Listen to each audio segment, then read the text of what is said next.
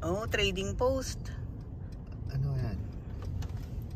Kung ano-ano. Ay, dito pala. Ang dinadala ako ni Mr. V. Ide-date niya ako dito sa food shop. Pero wala akong cash. Ide-date mo ako. Ako magbabayad na naman. Anniversary. OMG. At ang init kaya? Hindi. Malamig dyan. Oh my gosh. Sa labas talaga tayo. Yeah. Init-init. Malamig dyan. Init na nga, tapos pinapainit mo pang ulo ko dahil dinala mo ako dito pero wala ka namang cash. Alam mo bang kung may cash ako? Ha? Ikaw naman nagtanong, hindi, I don't have. Alam ko may cash ka?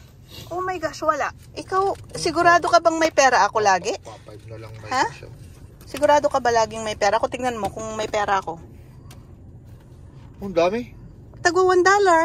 Hindi. May 50. Ay, may Uy! Hindi ko alam, akala ko $50 lang ang pera ko dyan. Hindi.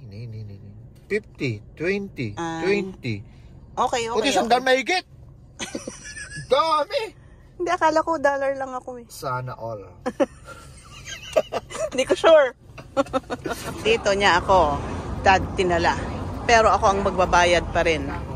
Style ni Mr. V talaga eh. Masarap daw dito. First time ako magkukuhan.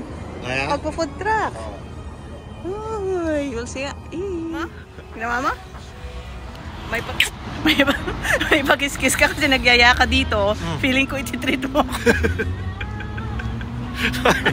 Ako din wala. Diba? Mr. V ha? Hindi. Nawiwili ka ha? So sweet, no? Yung kiss na yan, tako ang kapalit.